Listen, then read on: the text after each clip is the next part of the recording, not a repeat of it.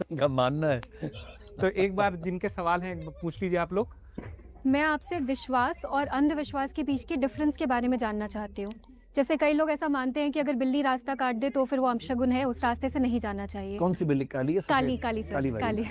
तो इसमें रंग भेद भी है। सर हाँ, मतलब जहाँ तक सुनने में है, मतलब काली बिल्ली। रेशियल रेसिज्म भी है कि काली बिल्ली रास्ता काटेगी तो खराब होगा, तो गोरी बिल्ली सर, में दिक्कत नहीं है। अगर सर ये अंधविश्वास है तो क्या कुछ साल पहले तक ये भी एक अंधविश्वास नहीं था कि इंसान चांद पर पैर नहीं रख सकता? तो किसी का विश्वास अंधविश्वास बन गया है, ये कब डिसाइड होता है? देखिए, 9 शब्द हैं 3 सेट में।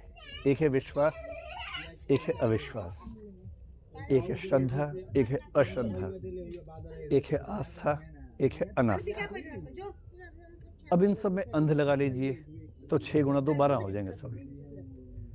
अंधविश्वास, अंध अविश्वास, अंधश्रद्धा, अंध अश्रद्धा, अंध आस्था, अंध अनास्था, ये 12 शब्द बनते हैं। आपने मुझसे 2 पूछे, विश्वास और अंधविश्वास है।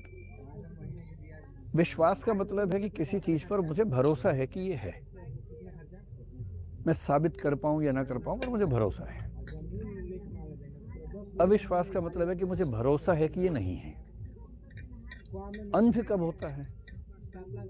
जब मैं ऐसी चीज पर विश्वास करूं या अविश्वास करूं जो अनुभवों से या लॉजिक से सीधे सीधे खारिज हो सकता है, मैं तब भी विश्वास कर रहा हूं। अगर मेरा कोई विश्वास इजीली रेफ्यूटेबल है, या तो एविडेंस से या लॉजिक से, तो वो अंधविश्वास है। अगर वो रेफ्यूटेबल नहीं है इजीली, तो हम कहेंगे कि विश्वास है या अविश्वास है, अंधविश्वास नहीं है। एग्जाम्पल लेके देखते हैं, और ये भारत की बात नहीं है, विकसित देशों में खूब अंधविश्वास चलते हैं, आज भी चलते हैं। अमेरिका में जिस दिन 13 तारीख को फ्राइडे पड़ जाता है ना, पूरा अमेरिका मरणासन्न हो जाता है उस दिन। सब अधमरे होते हैं कि आज कुछ ना कुछ होके रहेगा। 13th एंड फ्राइडे एक साथ अगर आ गया, उनका जीना मुश्किल हो जाता है। उनके सामने शीशा टूट जाए तो अगले 7 साल के लिए जीवन खराब हो जाता है उन लोगों का। 7 साल अगर शीशा टूट गया तो। बात बात पे टच वुड करते हैं, जो यहाँ भी हमने सीख लिया आजकल, हम भी टच वुड करने लग गए। वहीं से आया, इंग्लैंड से अमेरिका भी गया, इंग्लैंड से यहाँ भी आ गया। तो टच वुड हम नहीं कर रहे, इंग्लैंड वाले करवा रहे हैं हमसे। 13 नंबर का अंधविश्वास इंग्लैंड का है बेसिकली, जो अमेरिका में भी चला गया है, भारत में भी आ गया है इसको। फिंगर्स क्रॉस, अरे कुछ होने वाला है, क्रॉस कर लो फिंगर, ये भी इंग्लैंड का अंधविश्वास है। हमने इंग्लैंड से बहुत कुछ लिया है, अंधविश्वास भी नहीं है बहुत सारे। काली बिल्ली वाला अंधविश्वास भी इंग्लैंड का है, जो अमेरिका में भी चलता है। पर इंग्लैंड के कुछ हिस्सों में काली बिल्ली अच्छी मानी जाती है, कुछ में काली बिल्ली खराब मानी जाती है। बाद में बताइए। अमेरिका और भारत ने काली बिल्ली को खराब मान लिया, उतना ले लिया है। एक तो उसमें रेसिज्म है, काली बिल्ली क्यों खराब है भाई।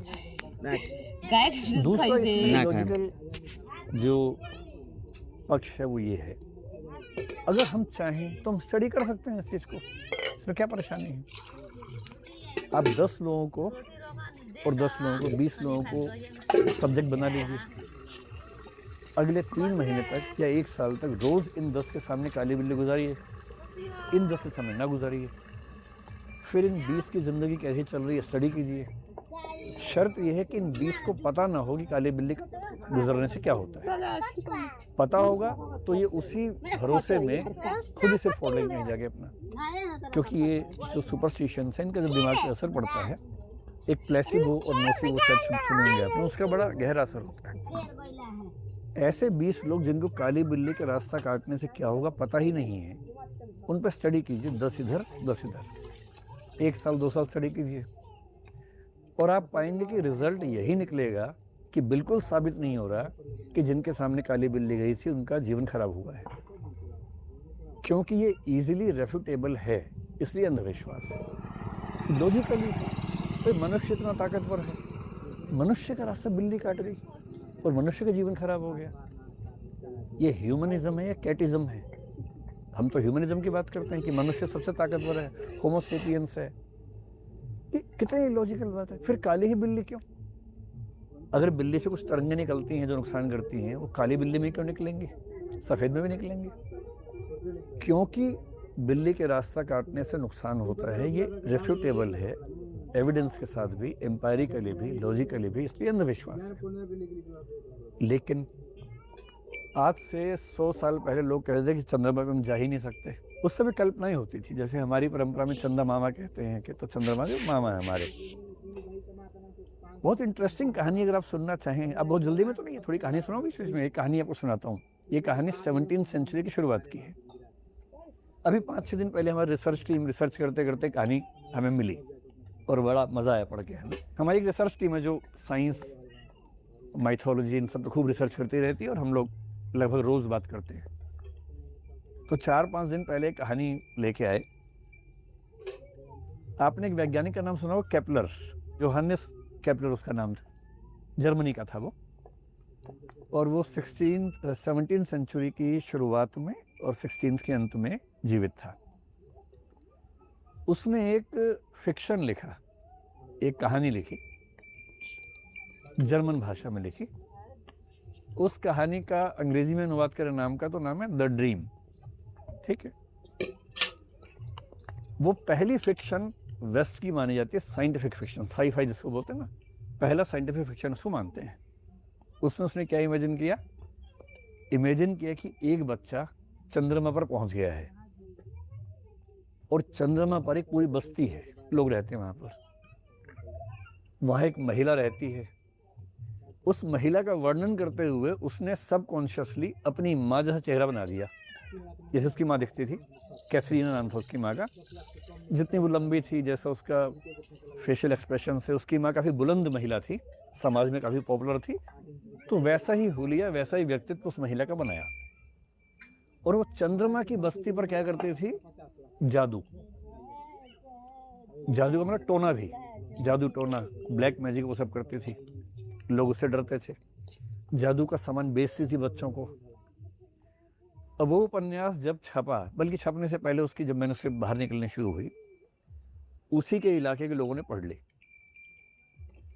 वो ये नहीं समझ पाए कि ये एक फिक्शन है, उनको लगा कि एक सच है। और उनको लगा कि ऐसी दिखने वाली औरत एक ही हमारे समाज में है, कैथरीना, केपलर की मम्मी। वो सब उसके खिलाफ खड़े हो गए, केस कर दिया। 49 केस बनाए उसके खिलाफ, कुछ हत्या के, कुछ बच्चा चुराने के, पता नहीं क्या क्या केस। जो जो लोग मरे थे पिछले कुछ समय में अज्ञात कारणों से, उन सबका नाम लगा दिया किसी ने मारा है।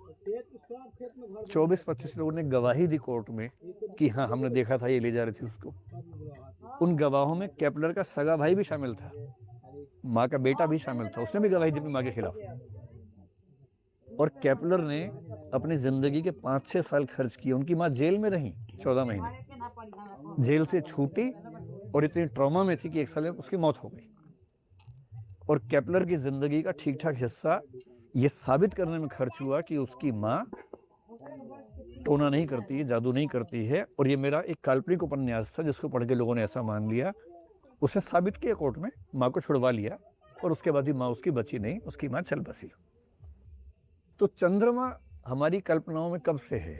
और उसने एक कहानी लिखी चंद्रमा की, उसके बाद क्या क्या उसके साथ हो गया। अगर कोई उस समय ये कहता कि हम चंद्रमा पे कभी नहीं जा सकते, कभी नहीं जा सकते, अंधविश्वास है। मुझे लगता है कि चंद्रमा पे शायद कभी ना जा पाए, ये अविश्वास है। नहीं जा सकते, वो भी कभी। इसका मतलब आपने ह्यूमन कैपेबिलिटीज को हमेशा के लिए खारिज कर दिया। अगर आप ये कहें कि मुझे लगता है कि आज हम सूर्य पर नहीं जा सकते, ठीक है, नहीं जा सकते। पर अगर आज कोई कहता है कि मुझे लगता है हम सूर्य पर कभी नहीं जा सकते, अंधविश्वास है, अविश्वास है, कह सकते हैं। तो अंधापन तब आएगा जब हम ज़्यादा रिजिड होंगे, खारिज करेंगे चीज़ों को, भविष्य की संभावनाओं को भी खारिज करेंगे। मैं तो ये मान के चलता हूँ कि आज से 20, 25, 50 साल के अंदर हम एलियंस अगर हैं तो खोज लेंगे उनको, उनसे हमारी बातचीत होगी। हम अपनी गैलेक्सी की लिमिट से बाहर शायद अगले 100 साल में निकल पाएंगे। इंटर गैलेक्सिकल कम्युनिकेशन होना शुरू हो जाएगा, यात्राएं होनी शुरू हो जाएंगी। हो सकता है कि 1000 साल के बाद इंटर गैलेक्सिकल जर्नी उतनी ही आसान हो जितनी दिल्ली से कानपुर की जर्नी है। कौन सी बड़ी बात।